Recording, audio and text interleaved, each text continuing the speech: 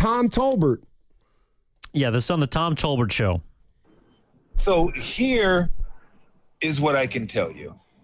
Here is the only news I have for you. This person tells me Anthony Davis will not be a Warrior. The Warriors haven't even contacted the Wizards. All right. That's what I got for you. I believe. Wow, we should try to get him on. You know him, right? Yeah. Y'all cool? Yeah. Try to get him on. Maybe. I believe all that. Okay. I actually do too. Okay, I believe that. I believe it too. Is your mortgage in the future if you do that with AD? So he said two things.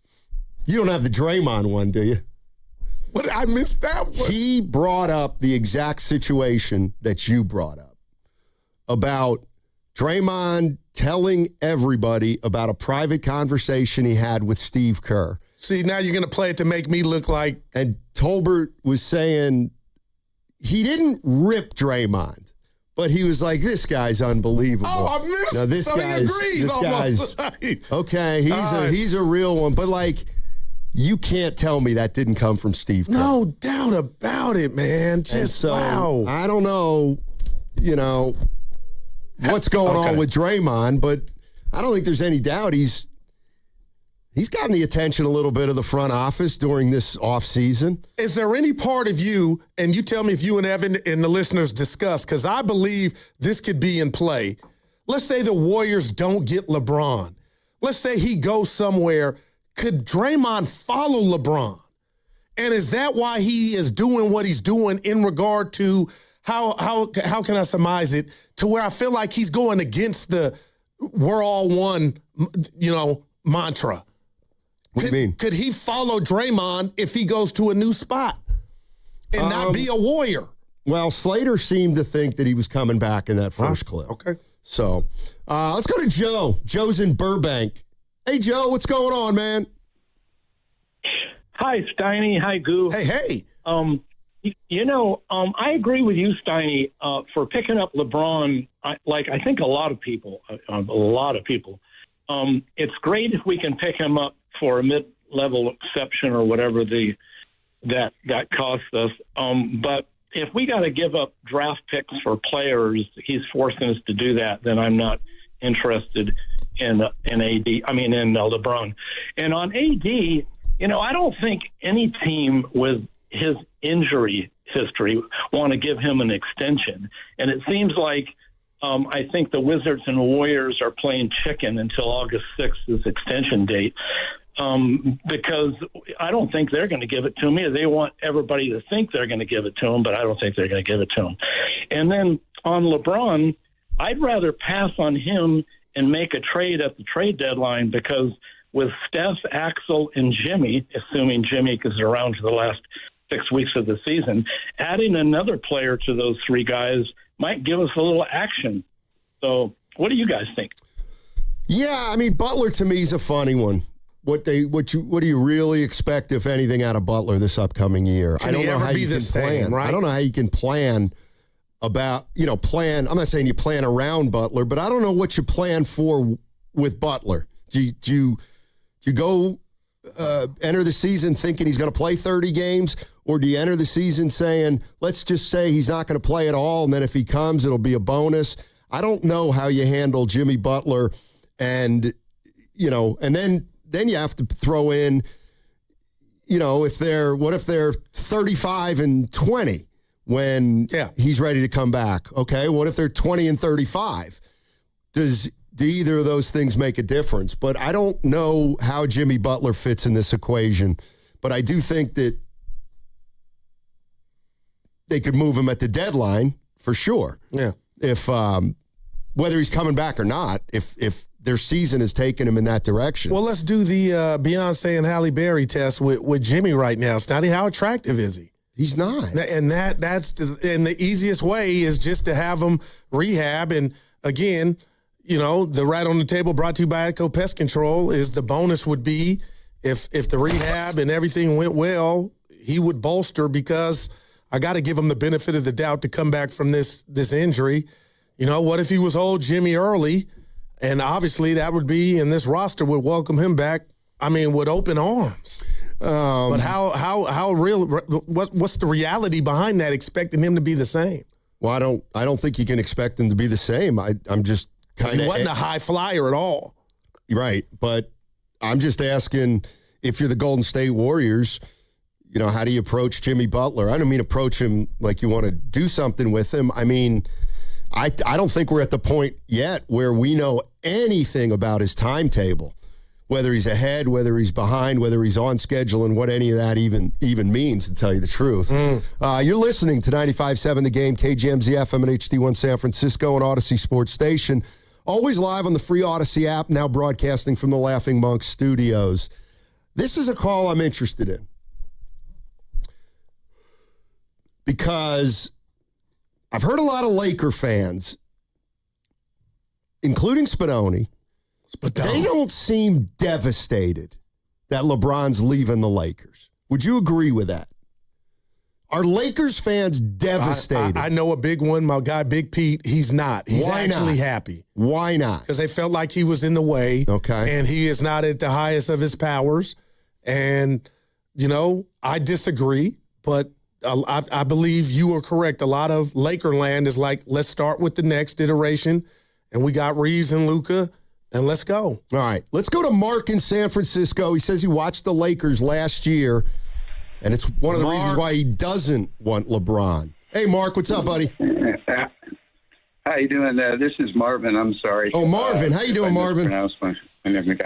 Good. I did watch a lot of the Laker games last year, and our problem last year was we lost too many games during the regular season, which meant we had all kinds of pressure to win games at the end of the season, and our older players didn't get to rest. That's why Curry pulled his hamstring the year before. It's why we had such trouble getting into we had to do the play-in. We had no time to rest and so forth. Now, last year, LeBron missed a bunch of games the last 2 years. Early in the season, the Lakers were in second place without him, okay? They were one of the top teams in the Western Conference without LeBron. LeBron came back, and all of a sudden they were a 500 team, and that caused problems on the Lakers. The second thing is he used a traffic cone on defense a lot. He basically plays games at half court, cherry picking, waiting for the fast break pass for an easy basket to add to his scoring statistics. I don't like what it does to the development of Lendeborg. Who sits, LeBron or our rookie? And the last thing is, when Jimmy Butler returns, who sits, Butler or LeBron or Lendeborg? I think. What do you do when you got a player like that who basically you got for the playoffs? But the bottom line is, between Draymond being out of shape, between Paczynski scoring a half a point a minute for most of the season and keeping more productive players on the bench, and then you bring in a player like LeBron who you kind of have to play, who sits? And I think he's a power forward. We just drafted a power forward. So in my opinion, let LeBron go to Miami, let him go to Cleveland or wherever. But I like the lineup that we have with this new rookie and the other guys we picked up, including Cryer and so forth. I just hope that Kerr stops going to the all-small lineup at the end of the game, which is what cost us so many games, the turnovers and so forth of Draymond and so forth. So anyway, that's my take on this. I don't want LeBron. If LeBron comes here, it's only going to be for one reason. There are teams that have better lineups that he could go to win. He's here so that if Curry wins a championship, he wins one too, even if he doesn't play. If he's injured and out and Curry manages to take this team to the championship, LeBron gets a ring, okay? That's why he would come here. He's not coming here because we have the better lineup. He's coming here because he's afraid Curry's going to end up with 5 rings while he only has 4. That's my take. Thanks, Mark. Appreciate the call. All right, let me try to explain something. No, not explain something. That sounds like I'm lecturing. I don't want to lecture. You can. And, okay, so I'm a big team dynamics guy and big chemistry guy. And listen, I don't want, when I bring this up, I don't want you to think that I'm going one extreme. Okay, I'm not going in the extremes. I'm in the middle. All right. So the Warriors draft Yaxel Lendeborg, and they like him. And it looks like this kid can play. And Draymond Green's declining, and he's got a year or two left. Facts. And he is already all over Yaxel Lendeborg, right? No doubt. Okay. Yeah, we'll see you in training camp. See you in training camp. See you in training camp. Yeah. Okay. Got to rein him in. Got to rein him in. All right. I believe that if you go to training camp with no LeBron James, okay, but Draymond's back, okay, Lendeborg, like at that point, Draymond is just Draymond Green, and I believe there's enough oxygen in that situation for Lendeborg. Not to mention, the writing on the wall will be clear. Lendeborg's 24, Draymond's 36 or 37.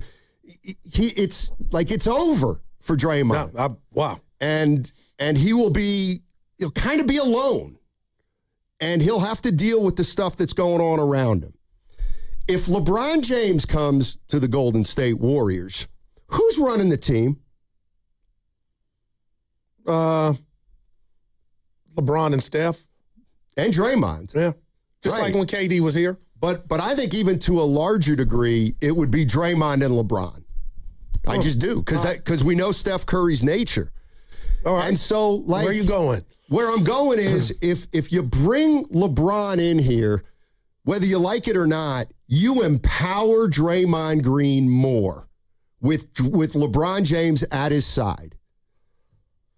Do you want to do that? Well, I'll say this. I don't either. Okay. But to the Warriors' credit, and I'm talking about the front office, Steve Kerr, even though I come down his road, all of them, Bob Myers too, our guy, they've always wanted that. So you can say into the microphone like you just did that could be a possible problem. I could echo those same sentiments, but the bottom line is Joe Lacob, Steve Kerr, Kirk Lacob, they must feel, Mike D, they must feel like that's not the case, and that's why they're in on LeBron.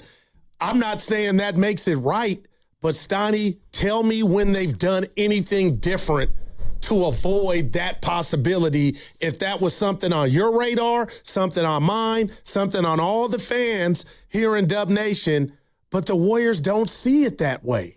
Why? Well, I'm not convinced they don't. I'm not saying they're blind. What I'm saying is, I'll be honest with you. If you give Joe Lacob the choice, do you want to get LeBron James or do you not want to get LeBron James? Most people, and Lacob included, will say, I want LeBron James. That doesn't mean it's going to be perfect. That means you're handing the team over to LeBron James and Draymond Green. And for people to just assume that, Steve Kerr's going to change his ways. Steve Kerr's going to have to kind of go up against LeBron and Draymond. If I had just... No, I hear you, but I don't think Steve looks at it like Draymond's going to be any bigger of a problem or an issue. It's not about Draymond. It's about Draymond and LeBron James essentially being the corners. I hear you, Stoney. Who you are as a team. But it sounds like you're saying that could be a detriment. It can. But I'm saying Steve Kerr looks at it like it's not. I think he probably. You think Steve Kerr thinks his coaching job is going to be easier or harder with LeBron? I think he knows it's going to be harder because that's what Clutch does. And all I'm saying is if LeBron and Draymond are together, you better be ready for them to be the kind of defining tandem of this team.